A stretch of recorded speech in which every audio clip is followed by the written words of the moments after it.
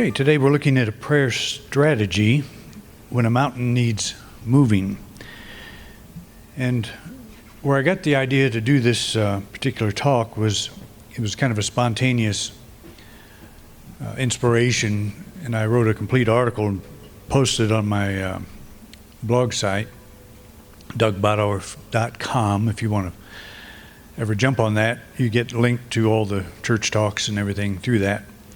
We've got a following there, about 500 some people, so it's a pretty good audience. But I condensed the article, and what you have on the back of your bulletin is that. But it's a much longer on the internet, of course. But I like it when things happen like this, when you're just kind of minding your own business and then you get an inspiration and it takes you a whole different direction than you were thinking at that given moment.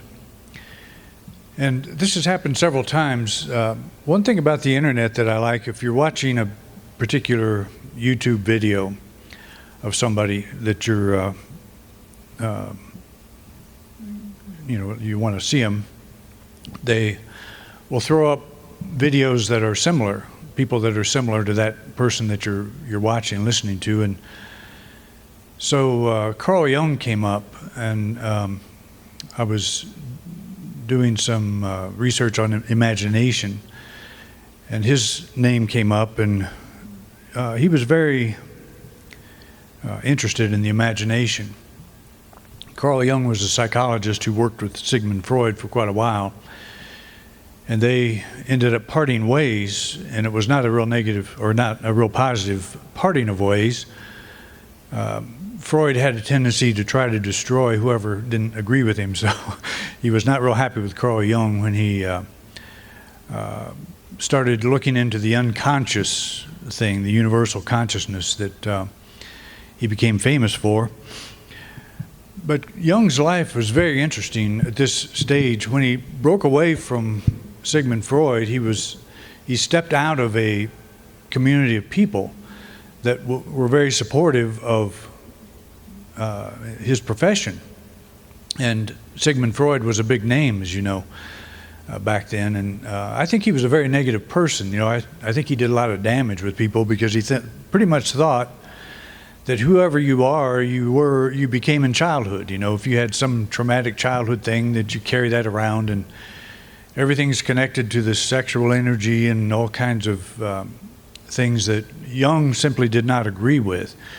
He did it first. He tried to fit in, tried to fit that model, but then began to explore his own path. But when he was sort of excommunicated, and I really shouldn't say sort of, he was pretty much shunned by Freud, he developed an illness. It was a heart condition, and he actually had a very elaborate near-death experience where he found himself floating above the earth. And he described what he saw later on to people, and they said that his view was about 40,000 feet. And back then, you couldn't have a view of 40,000 feet because there were no jetliners, there was nothing up there flying around, no spacecraft taking pictures and so forth. But he described different continents as he was going around the world. But anyway, he came back a very changed individual as the result of that. He didn't want to come back. He just thought his life coming back, he said, was like being stuffed in a little box, and he did not want to do that. It took him a long time to realize he wanted to live. But he became suicidal, after that, and he actually slept with a revolver under his pillow for many years, thinking that if he just couldn't take it anymore, he might get up in the night and shoot himself. And yet he's a practicing psychologist, this whole time that he's doing this. But that was one of the most productive times in his life. And that's what's interesting about crisis, that we go into these valleys, and we don't want to go into those valleys. We don't want to have these kinds of experiences. But during that period is when he got really interested in the imagination. And he developed a therapy, or he didn't even want to call it that. He was very reluctant to try to categorize it, try to come up with how to do this this practice, but he did it on his own, and he called it active imagination. And he kept a journal of this process. He kept it in a series of black books, and then those got filled up, and he got one called the Red Book. He called it a Red Book because it was red, and it was a book you can write in. And that has been published, and it's actually an audio book now. You can go on YouTube and listen to that. It's kind of hard to listen to. I would almost rather listen to commentary on people like Carl Jung than I would Carl Jung himself. The language gets very complicated, and yet he's talking about things that we're all familiar with in unity, that this unconscious is this underlying presence, this underlying reality that we call God. He was reluctant to call it God, to have any kind of religious affiliation, although he was. I mean, he was not afraid of doing that because he saw the symbolism in all of it. But this active imagination, he'd say, if you would sit quietly and just let your mind, let things go and bring your attention to this now moment and see if something pops up, and see if it's something that becomes active, something you can pursue in terms of writing down, all the things that come, and see if there's something that's trying to speak to you. He did the same thing with dreams. And I've been keeping a dream journal lately, and it's I have done this several times in my life where I'll write them all down and then I get away from that.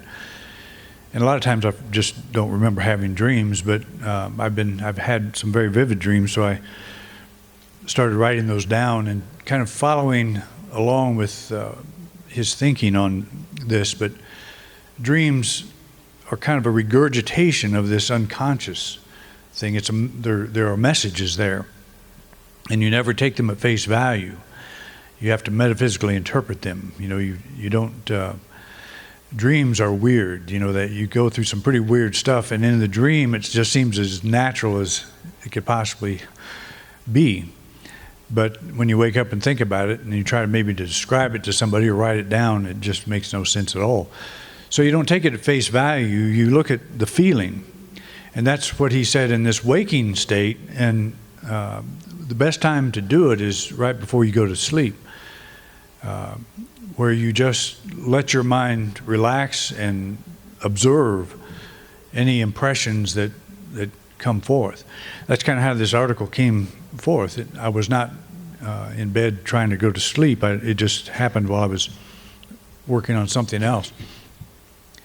And you pursue it, and one idea after another begins to come, and there's a whole story or a whole something there. And it's pretty interesting how that works. But a lot of the success of this is when we think of who we are, we think of ourselves in a certain way. We've got ourselves in a personality box, and that includes all of the experiences we have had in life. And this unconscious level, the spiritual level, it doesn't operate on that basis. It doesn't have a history like we physically have a history. It was never born and it never dies. And there's a part of us that is connected with that. That's one thing about our new name, Independent Unity, that I like. And I don't know how much I talked about this when we were considering the name change, but Independent Unity, besides saying that we'll be an independent organization, every person has an independent unity with God. That to me is the highest meaning of the name, the highest revelation. We have an independent unity. Every single person has an independent relationship with the infinite. And we define ourselves by the history, the body, all of the things that we go through, the education we've had, the family we grew up in, and all the things we identify with. And Jung is saying you're connected to something much larger. And of course, every mystic on the planet has said that. When a psychologist says it, it comes out in a different language, a different form. And when you get into the field of psychology, to me, the language is extremely complicated, and I'm not drawn to that. but I'm drawn to the overview, the 30,000 foot view that you have to look at. And what they're saying is that you're not who you think you are. There's something more to you, that you are much grander, much greater than this. And so he comes up with this thing, and this goes on for a number of years. And even as he was a well-known psychologist, even when he was going through all of this stuff, and he just felt like he needed an escape, he would go to the beach in front of his home on a lake, I think it was, and build sandcastles and just build little cities, little towns and stuff in the sand. And some of his patients would buzz by in boats, and they'd see him and they'd think, what in the world is this guy doing? You know, I'm paying money to have him straighten me out, and it looks like he's got a problem here. And there was some concern among the people. But he would do that to just get away from that identity, that whole identity that he was coming through. And it was like a metamorphosis, or the caterpillar that spins the cocoon and comes out as a butterfly, or it's not a cocoon, it's a chrysalis, or whatever they call it. I get moths and caterpillars mixed up, but you know the process, where it goes in as one thing and goes to sleep. It goes into this coma type, apparently a coma type state of mind, and comes out something completely different. And it's even its diet and everything is different. You know, when it comes out, it's a completely different animal. And yet there is a singular chain, you know, that you can follow that follows that creature all through that process. So we would say the same thing about ourselves. You know, we are, meditation is a kind of going into a cocoon in type of coma, where we are closing our senses to the external world and saying, what more is there? What's being said to me on a deeper level? I think this is the process that is described when Jesus went into the desert for 40 days and after his baptism. Very symbolic of, he's immersed by John the Baptist. He is put in the water as one thing, comes up as something else, and it says that he saw this dove, and you know, he was a changed person, but he goes immediately into the wilderness. And he's tempted by the old self. And the Bible says it's Satan that was tempting him to do all these three different things, you know, where he would have power in the world, and he could be a ruler and all that, and turn stones into bread, and all the different things he was offered if you just follow, you know, your base self, your lesser self. So he let all that go, and that's symbolic of what you and I go through when we're really looking at, who am I? You know, what is this me that is me? This I that is this I? What is this? So Freud, or not Freud, but Jung went through this, and it was a very painful experience for him. But he made the greatest discovery of his career, the thing that he's really known for. That's what came out. That is what came out as the result. And then another person, this is what's interesting about it. You get an idea, thinking about imagination, and things pop up, you know. So I knew who Neville Goddard was, but he wrote pretty extensively about the power of the imagination, and how when you imagine something, you don't look at it like you're watching a television. You see from what you're looking at. You don't look at it, you see from that thing, that place. So in other words, you spin your cocoon and you start seeing yourself as the butterfly. You start seeing yourself from the butterfly. You imagine fluttering from one flower to another, and, you know, flying, and all of the stuff that you do as a butterfly. Whatever life you envision, you put yourself in that vision. You see from it, not look at it. And I think that's a pretty interesting change of perspective. I think a lot of times when we try to visualize something, we're looking at a picture. We're looking at something, but we're not putting ourselves in that picture. We're holding it as an image in our mind. So the important thing that he stresses is get the feelings, get all the, as clearly as you can, the sense of what you are visualizing yourself in that situation. You're actually living it. And he talks about revising the past. So if you have, say, and he gives the example of a person who got a negative letter, a bank was going to foreclose on somebody's property, and so it's a negative letter, and the person that got the letter was, of course, upset by it, but then he went to a lecture that Neville Goddard had given and remembered one of the techniques he said, rewrite that letter. Rewrite it like you want to hear it, like it should be to you. And so he did. This fellow rewrites the letter in a positive way, that it's not a foreclosure, it's the debt is paid off and the bank is thanking him, and it's a very positive spin. So he envisions that, actually writes the letter as he wants to see it, and commits himself to holding that vision. And the story goes that the whole thing turned around, where he was able to then, everything he imagined, the banker congratulating him and all that, he said all of that took place. It actually happened. And so what he's saying is, if you buy into this avalanche of negativity, that's where your imagination is. That's where it's working. That's what you're picturing. That's what we're picturing. And we're actually seeing ourselves inside that negative vision. We're not just looking at it, we're imagining how horrible it is going to affect us. So we're experiencing it. So we take that and we shift it around to the thing that we want to see expressed, rather than what we don't want to see expressed. We're using the imagination, we're using all of our faculties in the same way. And this, to me, is the brilliance of Jesus. Some of the things he points out, when you look at him from the perspectives of material that we have, teachers that we have today that specialize in this kind of thing, it makes sense on a whole different level. But there's a case where he and his disciples are going along, and they see this, they're hungry, and they see this fig tree. And I cut this part out because it's not really pertinent to the story, but this is the context in which it happens.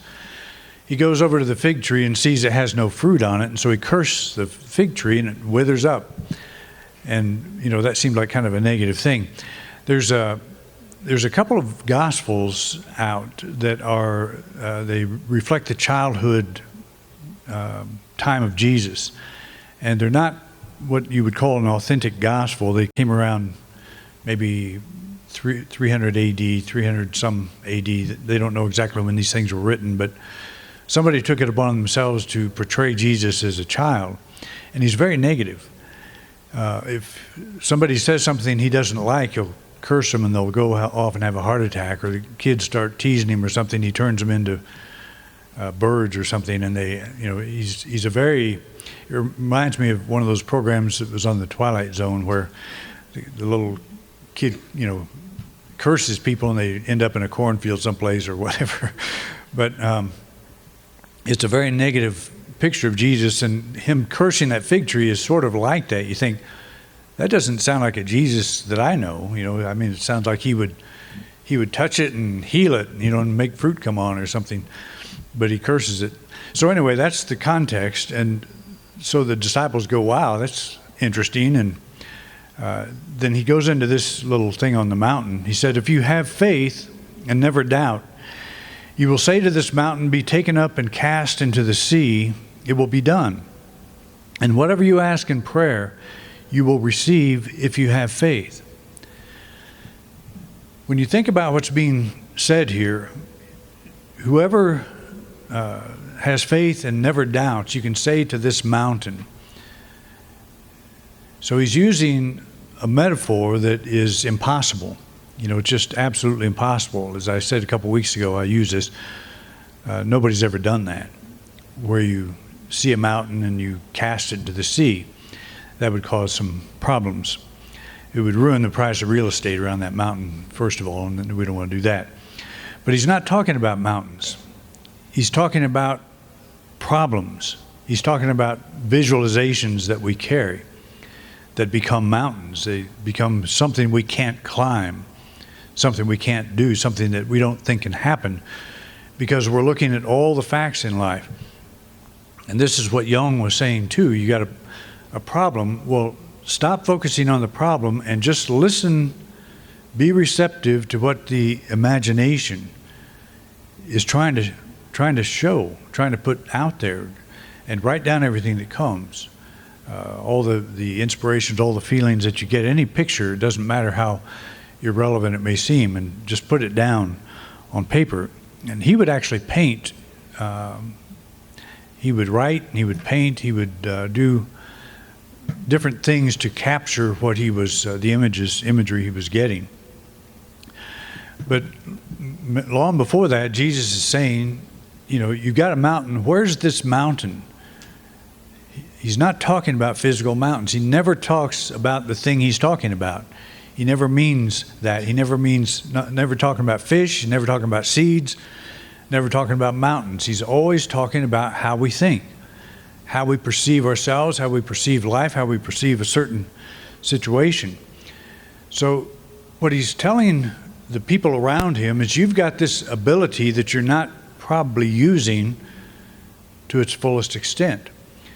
And he used the fig tree thing as the opportunity. Probably Matthew is the one that actually put all that together. But that's how it's presented. He's showing he's got this interesting power. And so he uses that as a teaching experience, a teaching opportunity. So the first thing that we would do here is to define what that mountain is to us. And I would imagine every one of us have one. And it could be a situation that is in front of us right now, or it could just be a general fear of the future. It could be a general thing that we can't really define, but in truth we can, and we should. It just may be a gnawing discomfort about what's happening in the world, or what's happening in our life, or what our future may hold or may not hold. And so it's important, and this is kind of where Jung was with his active imagination, is what am I afraid of? What is this thing that looms over me? What is this mountain that I would like to cast into the sea? And you just ask that question, and you wait for answers. You wait for pictures. You wait for anything that may come. You don't try to force it. He says we don't want to exercise intention at this point. We're not trying to make something happen in this regard. We're just being open and receptive to what is my mountain? What is this thing that I'm feeling here? Because I think a lot of us carry that. It's an energy that it just floats around in our consciousness, and it's not really defined that well. So we want to get in touch with that. You want an accurate understanding of your mountain, and you are the only person on this planet that can provide it. So take all your time, all the time you need to bring it into clear focus. So if this story is going to mean something to you, if you want the ability to cast your mountain into the sea, you got to first define what that mountain is. And you can take days, you can take weeks, you can take months defining it. Just get in touch with it. What is the thing I fear most? What is it I'm worried about? What is it that I don't think I can do? And you'll come up with quite a list of things, I'm sure. We are in a teaching that is very positive, that says you're a spiritual being, you have no limitations. There's a part of us that doesn't believe that. There's a part of us that thinks we have a lot of limitations. That's why we're in a thing like this, so we can get some relief. Why we're given an alternative way to think of things. So we all have a mountain of some kind, and it's related to our human experience. It's related to this body-based experience. And we may have just stuffed so much of it down that we don't even know what it is. But it's very important to bring it out, to allow it to come forth. And while you're doing this, pay attention to your dreams, because that is often how information comes. In our waking state, our intellectual mind is like a guard. It doesn't let things come out that need to come out. When we're asleep, that intellectual guard is let down. That's why our dreams are so strange. It's like an emotional energy comes up in all kinds of pictures, and you've got to interpret those pictures. You've got to figure out what those mean. Because a dream does not speak to you at the intellectual level. It speaks to you at the emotional level, at the intuitive level. And it's, you may not want to pursue that aspect. You may or you may not. I don't think it's absolutely necessary. Jung was deeply into it, very heavily into the dream thing, and felt that was very important. But in this saying from Jesus, imagination plays a huge part. Imagine taking a mountain, casting it into the sea. That's a pretty big picture. And so he's saying, whatever your mountain is, you're using the visualizing aspect of your mind.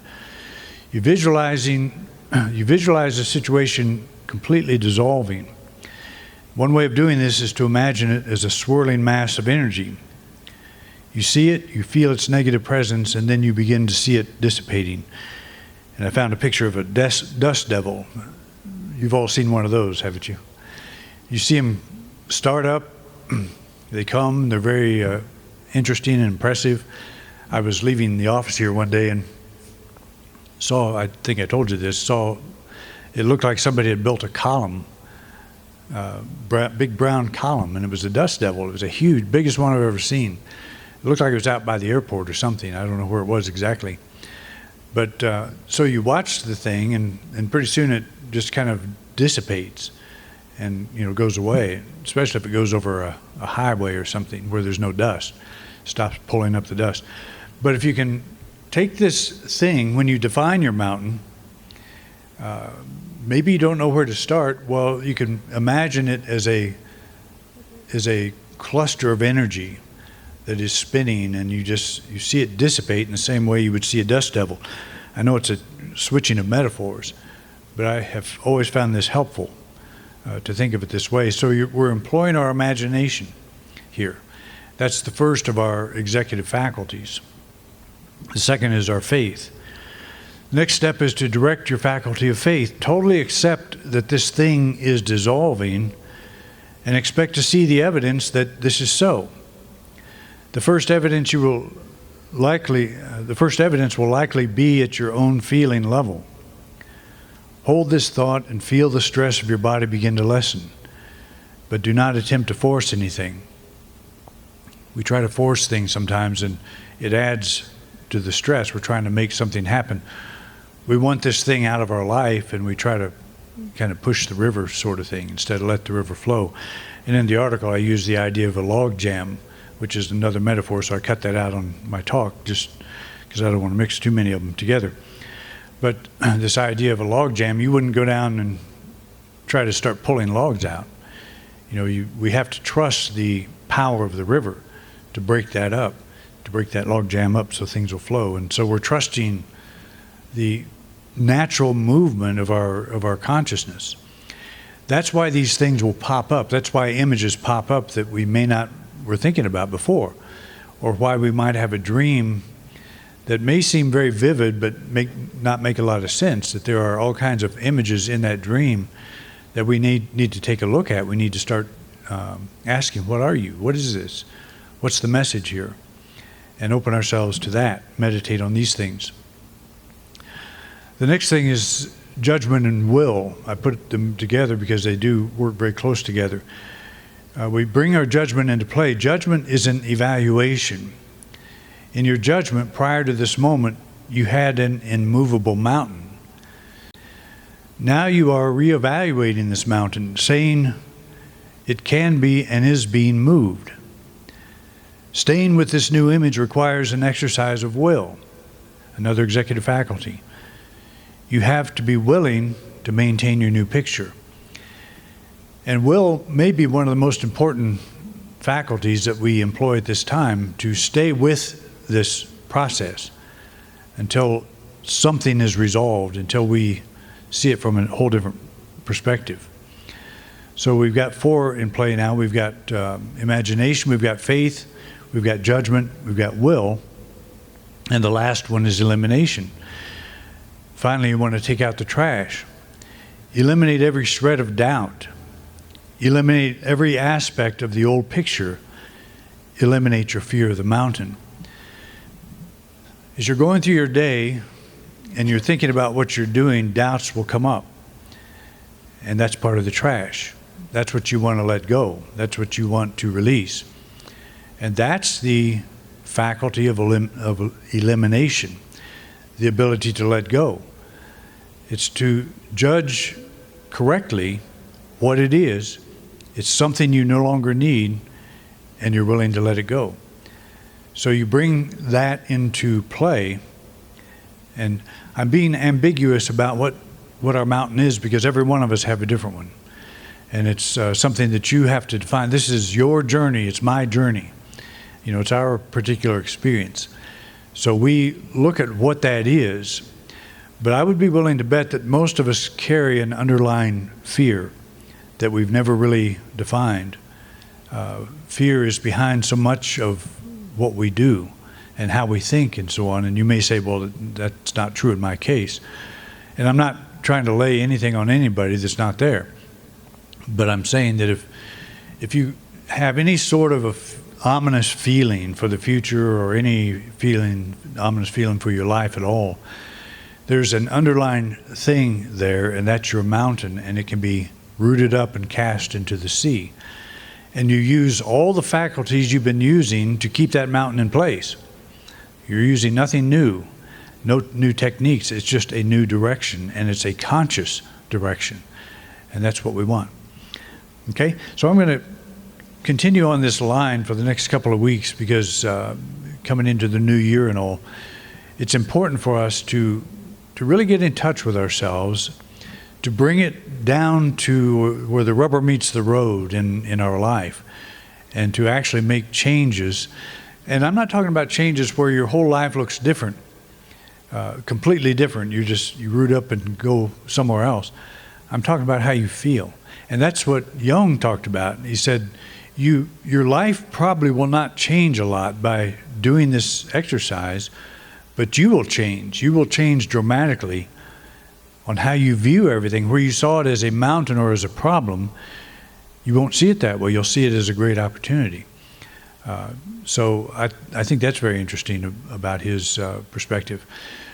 Just if you want to follow up on this, do a search, Google search, a YouTube search on Carl Jung Red Book, and there are several people giving lectures about it, or Carl Jung Active Imagination. That might be the better search to do. You'll find some very long presentations and some pretty short ones, and all of them I probably watched 4 of them this week, all over an hour each, and all had something a little bit different to offer. So it's there's a lot of good information out there. You just have to know where to look. And I didn't know where to look prior to this week, so on this particular subject. But there's a lot there that's very helpful to us. So, all right. Thank you for coming out, and I'll see you next year, right?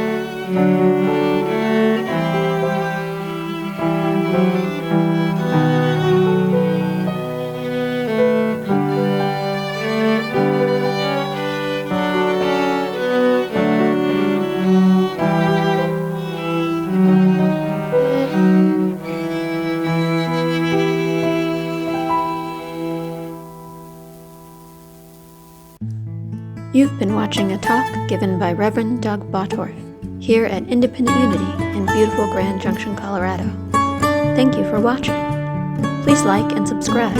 It really helps us spread our message. If you would like to support us, you can do so by clicking the button in the right-hand corner of the video screen. We greatly appreciate your support. Thanks again for watching.